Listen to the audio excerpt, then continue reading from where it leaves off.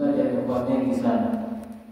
Kuna baadhi ya mazetu nasema mbona tumejaribu kuwa kimya sana upande wa kujibu maswali, ikiwemo wengi sana kutoka nchi jirani Tanzania.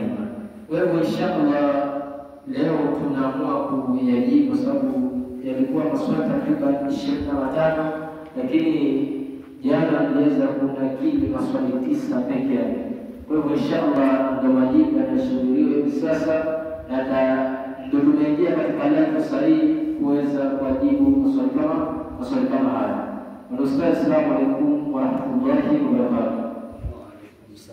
Huyu mama anaitwa mama kutoka Saudi Arabia, anasema je, wanawake wanaruhusiwa kuzuru makaburi? Swali la kwanza. Swali la pili, anasema na wanaruhusiwa kuswalia maiti? Swali la pili. Na vile vile anasema swali la tatu, je, wanaruhusiwa kuzika maiti? Ni mama kutoka Saudi Arabia lakini Kenya. Allah amjaze khairi katika mwezi mtukufu uno wa Ramadhani.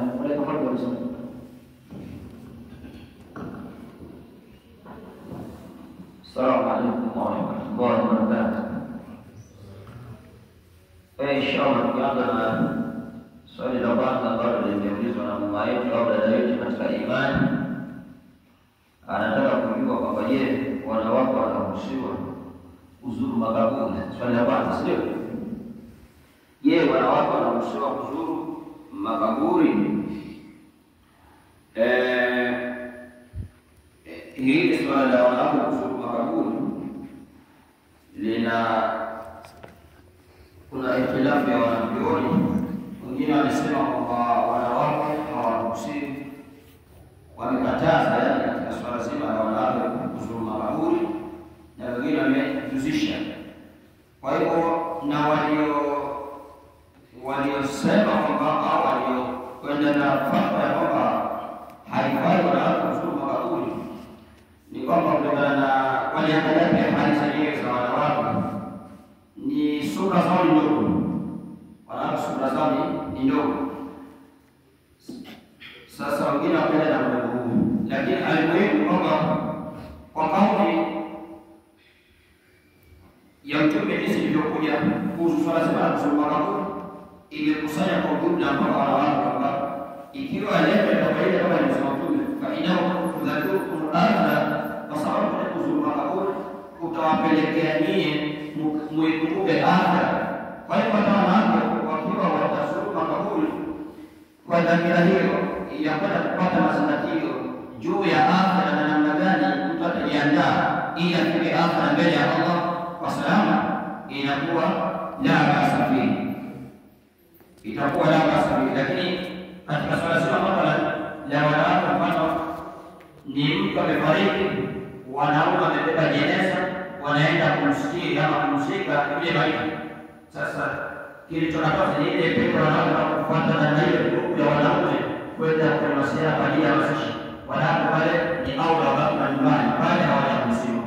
Lakini katika kipengele cha kuzuru makaburi hata wengine wamepanga kwa pamoja kufanya ziara makaburi fulani, tukapata mazingatio kuhusu wale wazee ambao wametangulia mbele ya haki. Wakienda kwa malengo haya inakuwa pale hakuna katasi. Inakuwa hakuna katasi. Nafikiri kile cha swali hilo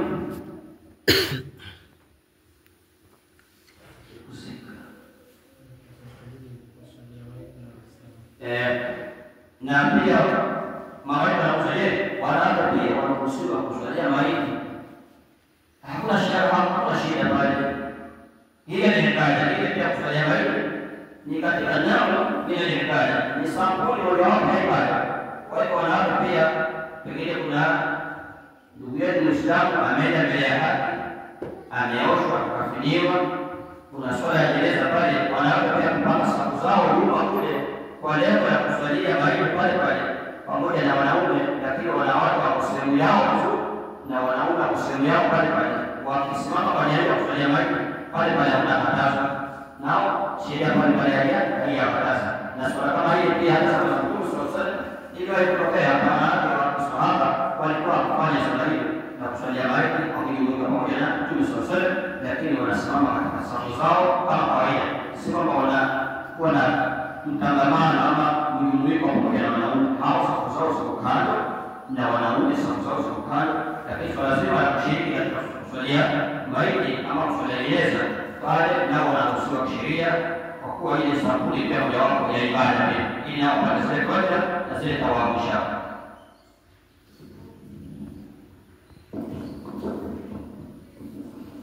Shukran barakallahu fiik Ustadh. Anauliza swali la pili, mimi naitwa Maimuna kutoka Tanzania, niko na swali na vile nilijaribu kusoma elimu ya madrasa ili hapo sikusoma sana. Nauliza hivi Ustadh, je, wanawake tunavyojua kila mwezi wanaingia katika livu yao jambo la siku kadhaa, na zimekuja baadhi ya riwayati tofauti kwamba mwanamke haruhusiwi kugusa msahafu au kuswali au kufunga. Je, ni vipi hapo Ustadh? Sababu pia nami nimechanganyikiwa. Kwa hivyo anataka kuelezewa namna ya mwanamke pengine akiwa katika hedhi ni vipi yani. Bismillah.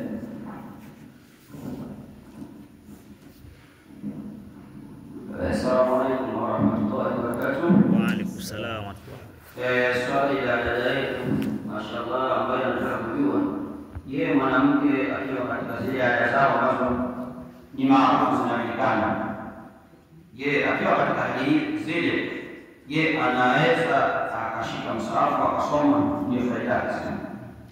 Je, anaruhusiwa kushika msahafu na kusoma? Ndivyo. Yes. Kufunga vile. Ni kwamba mwanamke anapokuwa katika ada yake ile ambayo inajulikana na ni Allah subhanahu wa ta'ala amewaekea, si kwamba ni hali ya kuingia katika hizo wengine ni hali za maradha, ni miongoni mwa hali za siha yao Allah amewajalia wanakumbana na hali hiyo. Sasa je, swala la kusoma msahafu, anaweza kusoma msahafu?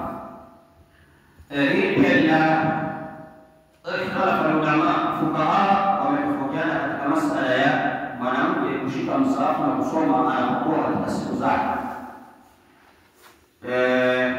Kuna wengine wameenda wakajihusisha, lakini akasema mwanamke anaweza akasoma, lakini bali labda ashike na kizuizi, kumbe ni leso, kumbe ni chochote, lakini asishike ule msahafu mubashara na viganja vyake na mkono, ama pengine aipenda mtu pengine kwenye kibao cha kusomea kama hivi, yeye anasoma, ama pengine kuna kitu kule ni kalamu au chochote anaweza kufungulia ile kurasa kwa sababu akasoma.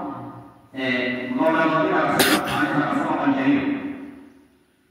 Wakati mwingine dalili katika Qur'an, la yamassuhu ila al-mutahharun, kwamba huu msahafu haugusi isipokuwa uguzi na wale ambao wana tohara. Pamoja na mutahharun wengine wanaweza kusema ni malaika, na kuna tofauti pia ya ulama, lakini pia fuqaha, baadhi ya fuqaha maulama wa fiqh wakaitumia kama dalili kwamba mwanamke anapokuwa katika hali zake asisome msahafu, baada ya kusoma lakini asishike moja kwa moja kwa viganja vyake vya mkono, ila afungua msahafu ama ushike kwa kizuizi fulani. Na pia hii inaonyesha jinsi gani ule msahafu unatakiwa kuheshimiwe. Ni kitabu kitukufu, ni kitabu cha Allah subhanahu wa ta'ala. Sasa ni njia moja ya kuonyesha ule msahafu na heshima, na ni kitu cha kuheshimiwa. Bali wanaweza kusoma, lakini kwa njia ya kushika msahafu na kizuizi fulani. Na pia ndio kauli ambayo ina nguvu katika kauli za maulama kuhusu mwanamke kusoma msahafu akiwa katika siku zake. Pia kwa kipengele cha kufunga, pia anaweza kufunga. Baada ya kufunga hawezi kufunga. Kwa maana hiyo dada hawezi kufunga. Sasa mwanamke pengine ghafla au siku zake anakaa kusomea na katika.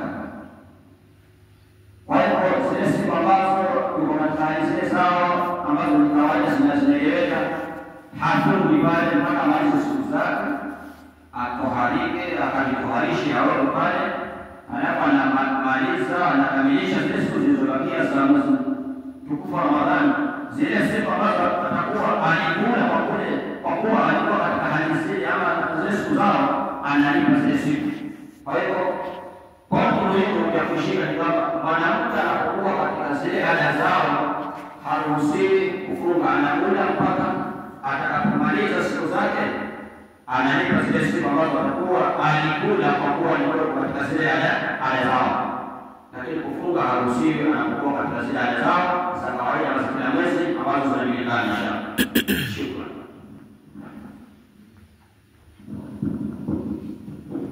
Shukrani kwa ustadi. Na hili swali lilikuwa na utata sana baadhi ya ndugu zetu ambao hawajalifahamu, lakini inshallah kwa kuwa nimefahamishwa na nikafahamika, na pengine kuna mama zetu katika msikiti wa wanawake wamesikia swali kama hili, pengine watakuwa na maswali wataweza kuyaleta inshallah na kujibiwa, lakini maadamu nimefahamika, Allah awajaze kheri. Lengo ni kufahamu kama mwanamke utakapofika katika siku zako kula na usijaribu kufunga. Anasema assalamu alaykum wa rahmatullahi wa barakatuh, mashekhe, Allah awajaze kheri. Mimi naitwa Abubakar kutoka Malindi Kiswani kule. Ninauliza hivi swali, katika Qur'an kuna aya inayosema wapigeni, anakusudia wanawake wapigeni. Je, ustadi, inafaa mwanaume kumweka magumi mkewe? Ndio swali lake ukiacha. Kutoka sehemu za Malindi kule Kiswani. Bismillah.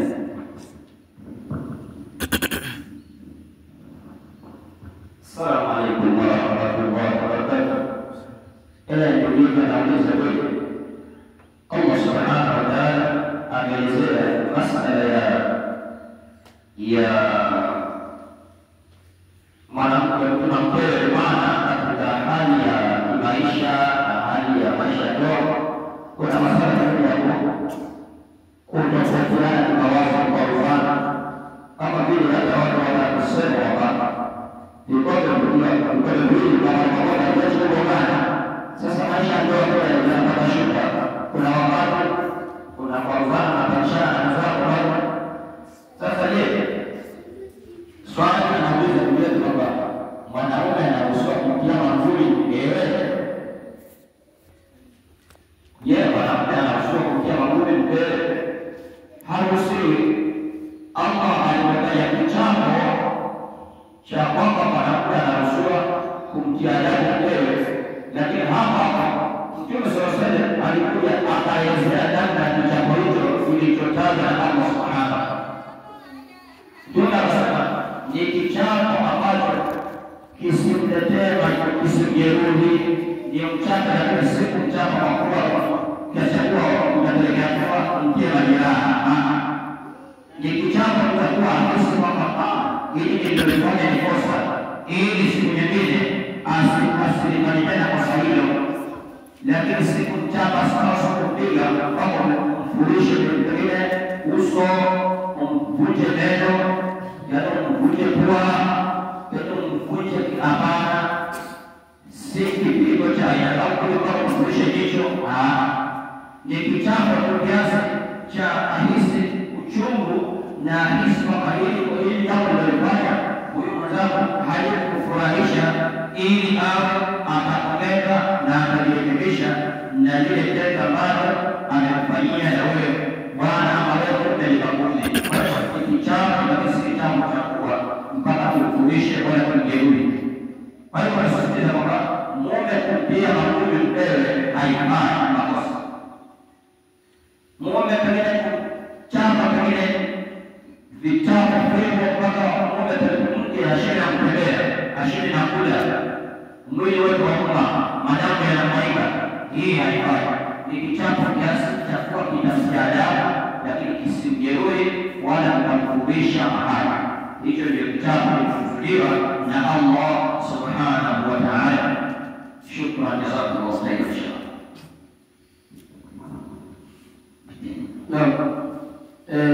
Jibu limefahamika kabisa. Kwa wale wote wanaokuwa na hasira na kuwapiga bibi zao haifai. Mtume wetu Muhammad sallallahu alaihi wasallam tuambia katika hadithi ya Ustadi, khairukum khairu ahlihi, kwamba mbora wetu niye ni mbora watu kwa watu wake. Iweje leo ulishaka kukosa ndugu yako alafu baadaye mwangumba wana ukasema adabu ya kwanza na ile heshima ya kwa mke na kwa familia. Swali namba 3 Ustadi anasema sisi ni mabinti tulio katika makao ya mafungo. Mimi na mke mwenzangu tuliolewa katika mwezi mtukufu Ramadhani kwa ndoa ya mpingo. Ni maana tuliolewa pamoja mimi na mke mwenzangu kwa mpingo katika mwezi mtukufu wa Ramadhani. Je, ndoa kama hii yafaa au vipi? Mama ni dada zetu kutoka sehemu ya mafungo bwana. Nasema waliolewa kwa mpingo. Je, nafasi kama hili ndio Ustadi?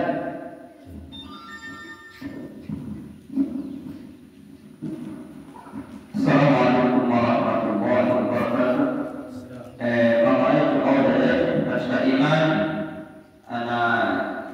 anaelezea kwamba yeye aliolewa na mtu mwenziwe ndani ya mwezi wa Ramadhani, labda Ramadhani hii tulionayo ama ilikuwa ni Ramadhani iliyopita, aliolewa na mtu mwenziwe ndani ya mwezi wa Ramadhani kwa mpingo.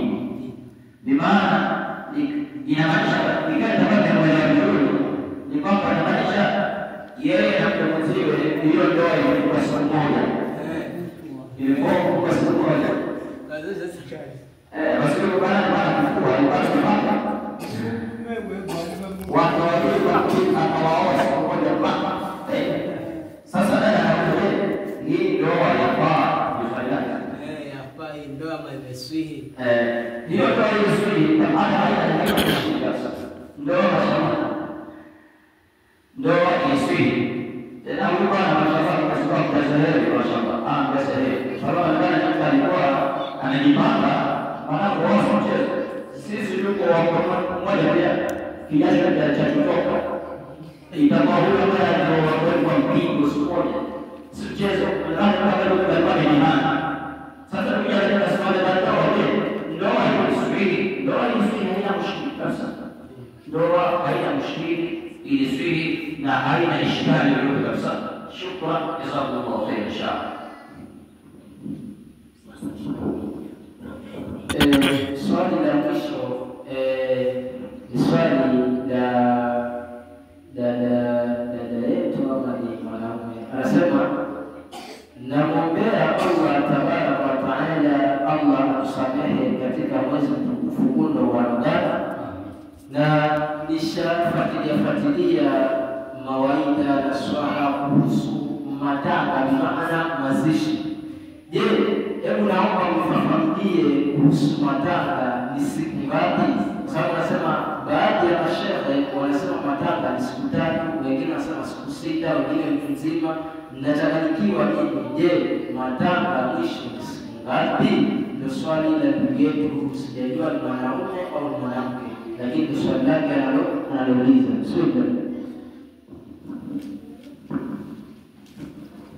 Assalamu alaikum warahmatullahi wabarakatuh.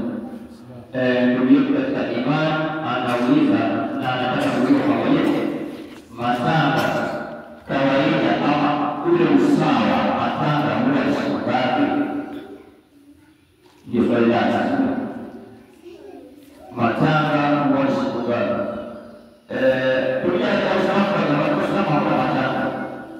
Hakuna matanga. Hii ni bila. Haya ni masala ya bila. Katika Uislamu kuna kitu kama tazia. Pengine atakuwa amefiliwa vile watu wenye tazia tazia. Sasa labda kwa swali tujaribu kueleza kwa pamoja mtu tazia ile pole kupenda kwa pole kuhusiana zile ambazo ndio sawa na ambaye sababu hayo labda nilie kwa sababu kama sababu mtu ambaye ameenda kwa pole ndugu yake Muislamu ambaye amefiliwa pale katika kwenda kwa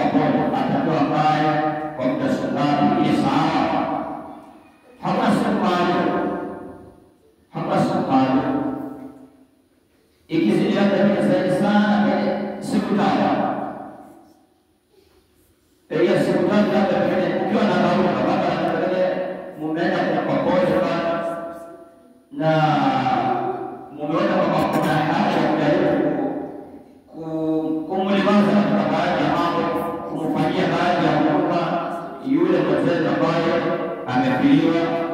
La basa katika siku tatu pale, lakini tusizidishe siku tatu, sio mbili mwezi mzima pale. Sasa kama kuna sana hapana, hiyo ni makosa. Ikizidi iwe ni siku tatu, ndiyo utaratibu na ndio desturi jinsi ilivyokuwa ikifanyika zama za Mtume sallallahu alaihi wasallam. Na tambii nyingine kwamba ambayo lazima tufahamishane zaidi, tuwe kwenda katika ile kutanzia pale ambapo kutoa pole pale, tuende na malengo ya kumuliwaza yule aliyefiliwa, lakini tusiende na malengo pale pale. Unajua ni kwa pale sasa sina maji ya tena, kumbe ni pilau ya kule pale na kula nyama za kule pale, ili kula na kukana kule. Usiwe na malengo hayo, ni kuwa na malengo ya kwenda pale kuilewaza, kuifariki familia ambayo imeondokea wao, lakini isiwe zaidi ya siku tatu. Baadaye muondoke, lakini kukaa kama vile tulivyoeleza baadhi ya jamii ama baadhi ya watu na kabila mengine kukaa labda wiki mbili, mwezi, hii makosa katika Uislamu. Hakuna hii makosa. Ikizidi hiyo siku tatu basi watu wakifanya, huo ndio utaratibu kwa sawa. Shukran, jazakallahu khairan. Inshallah ustadhi, kwa kuongezea kuongea faida vile kuhusu hasa mwezi mtukufu wa Ramadhani. Baadhi yetu sisi tunadaku saa 10, saa 9, mimi binafsi tunadaku kitu saa 10:30.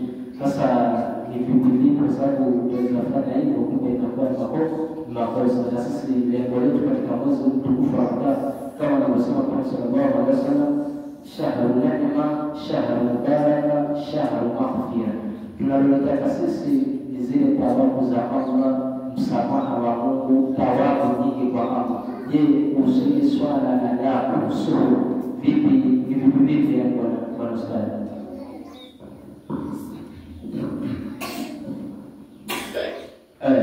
Assalamu alaykum warahmatullahi wabarakatuh. Ndio mashallah, tunauliza swali muhimu kuhusu masala ya daku ama muda sahihi hasa wa kula yake. Ni vipi muda huu? Kwa mnasaba wa Mtume sallallahu alaihi wasallam katika mafunzo ya hadithi, Mtume sallallahu alaihi wasallam anasema kwamba umma wangu hawataacha kuwa na heri pale watakapofanya haraka kula daku, watakapokula daku kuchelewa, na hawatakuwa kuwa na heri pale watakapoharakisha kufuturu. Hiyo ndio imezungumzia kufuturu na kula daku. Mtume sallallahu alaihi wasallam anatuambia sunna ya kula daku ni kula daku kuchelewa. Kama kupeleka kwa mfano alifajiri labda vile inaingia kama saa 11 kwa mfano,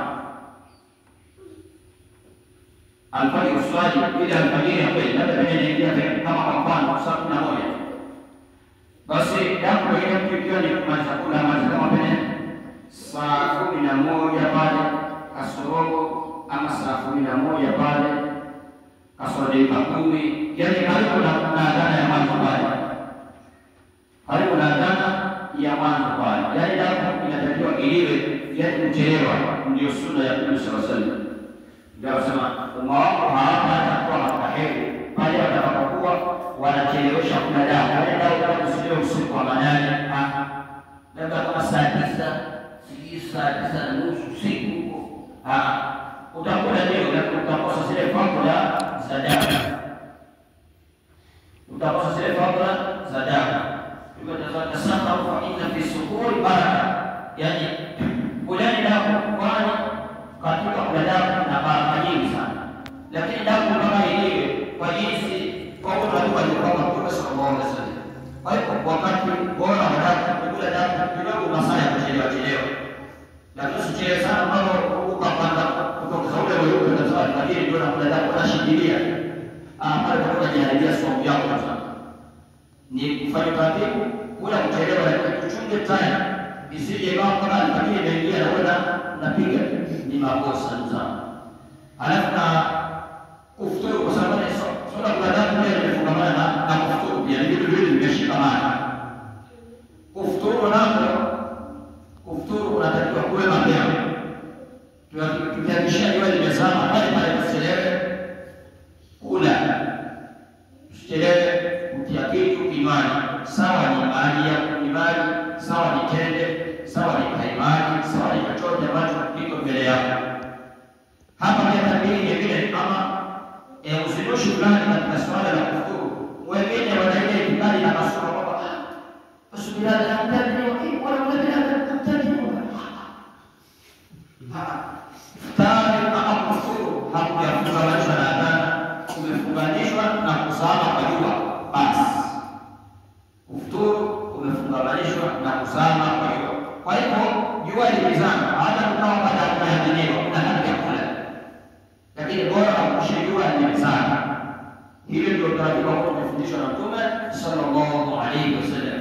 Lakini haya yanasema mpaka kwa ajili hizi ni masuala ya mazoea hivyo, basi watu wakachukua kama hii ndio sheria. Lakini sheria na usawa wako kufuturu unaingia pale jua linapozama tu, pale pale ruhusa kufuturu umeipata pale, na hata ya kufuturu wala hara. Huo ndio usawa wa masala haya kuhusu kula damu na kuhusu kufuturu. Shukran, jazakumullahu khairan wa barakallahu fikum inshallah.